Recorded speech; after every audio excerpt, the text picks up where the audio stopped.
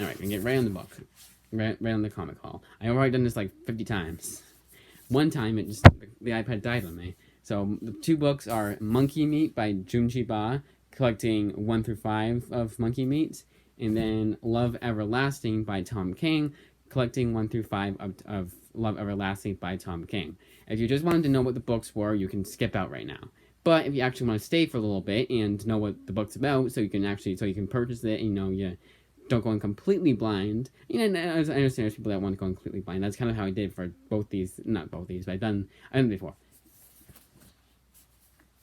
Not before. I don't need to over-explain.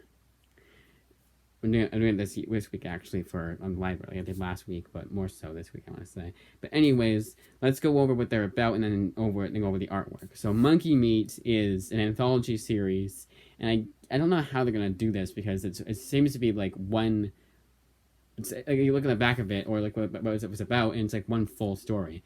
And the story is they're using monkey meat. It's very self-explanatory. It's a company using monkey meat, like actual carving up monkeys into meat. And I guess like what the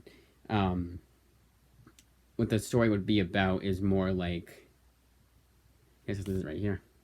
It would be more like following some of the characters. Someone's trying to get like back to the company, see the company's point of view. There was something I came up with it in the middle of the night last night, trying to go to bed, and I was like, that's my really, we get kind of like shower thoughts, if you will, and I was like, yeah, I come up with a perfect example of how it would be an anthology, and it's completely lost on me. But yes, that's the main story in there at the very least.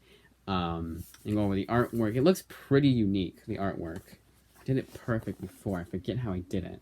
Again, it was the perfect cut. See, I'm not going to show too much of the book because I don't want to spoil anything for myself or for the viewers.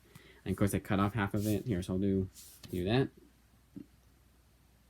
Oh, it's even worse. Here. See?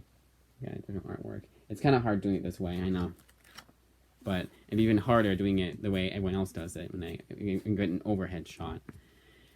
And then Love Everlasting is a play by Tom King, collecting 1 through 5 of the series. It's like a parody of 50s romance comics, which I've always had a passing interest for. Kind of like the 40s and 50s, the early issues of Superman and Batman, and especially Green Arrow. I've always had a passing interest in these older interpretations of these beloved characters, and then genre as far as romance comics go.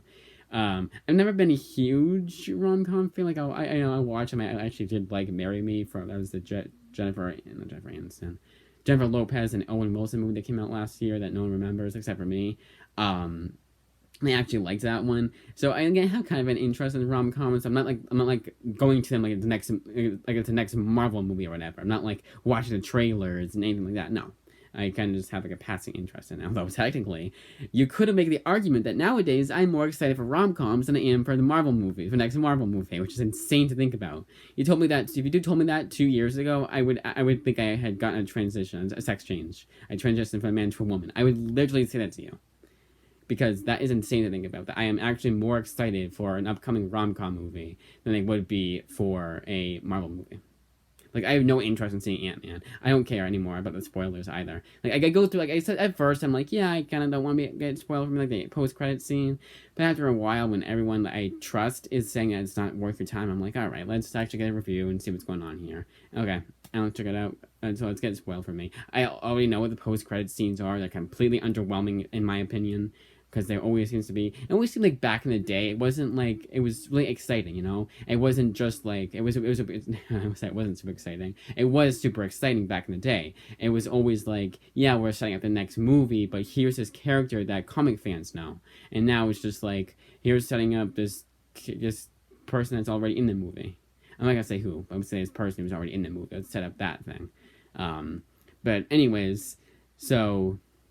And also, Tom King, I was flip-flopping on Love Everlasting for the longest time. The reason for that is because of Tom King in general. He's one of those creators that's very, let's just say, controversial, and it's so controversial to the point where I almost don't want to pick up his books. It's almost not worth it. And the people that I trust say that his books aren't too great. And even though I disagree with them, I agree with the points they're making. Yes, I don't like that either. It doesn't bother me as much, but it's like one of those things where I'm like, do I want to keep reading this guy's writing when like not a lot of people seem to like him except for Comic Pop, and that's just as Comic Pop, like, go off. And they have him on the show so much. I don't understand why. I get they like him. He's probably a good writer for them in their opinion, but just the controversy that he was involved with, like, it's one of those things that even I can't forgive someone for that. Like, even years later, I'm sorry, but I can't.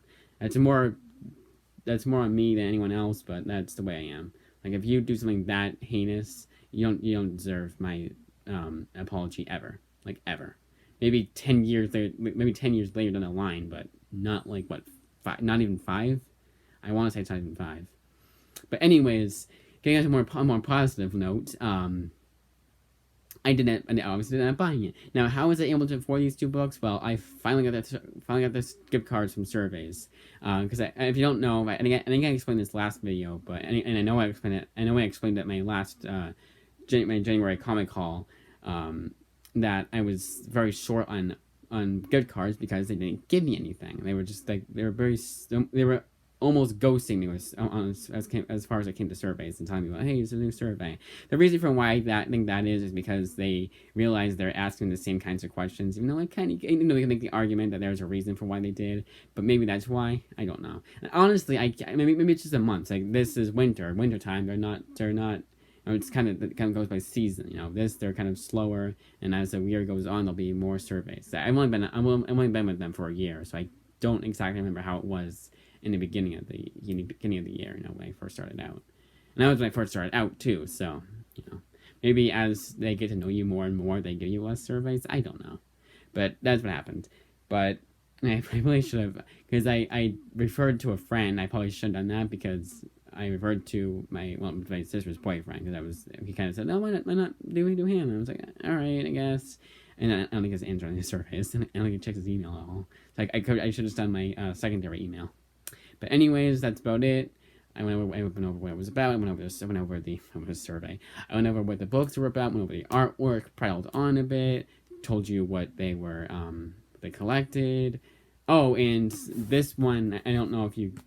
So these 2 both should have been one-day shipping. I actually gotten these both yesterday, not just Monkey Meat yesterday and this today. And this is late today too, because they both came from the same place, Massachusetts, and that's a facility right before mine, to where I know that's coming the next day.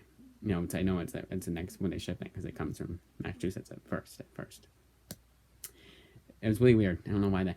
I ordered it very late too. Like, I know, like, if someone who was there with me would be saying right now, "Hey, be lucky you even got Monkey Meat a day later." I ordered it at 9:00 and I still got it the next day. That was pretty insane. Which is pretty insane, but still, they were on the same page though. It was both shipping now and then the night before, and then the day after it was still shipping now from Love Everlasting, and then Monkey Meat was on its way. I found that very odd. Maybe it was just like my hypothesis, my theory is that Amazon, like, they just came too late. The truck came, took the Monkey Meat book, and then left, and then maybe Love Everlasting, they were just about to package it up when they left. And then they can't have another truck come, whatever, like that. I don't know. Because I think of it more like, oh, well, you have 5,000 Amazon trucks I see coming to and from anywhere. Because I swear to God, I see one. Every time I go somewhere, I see at least one Amazon truck driving around. And it's a delivery, not the package picker upper. So, All right, I think 10 minutes is enough. That's it.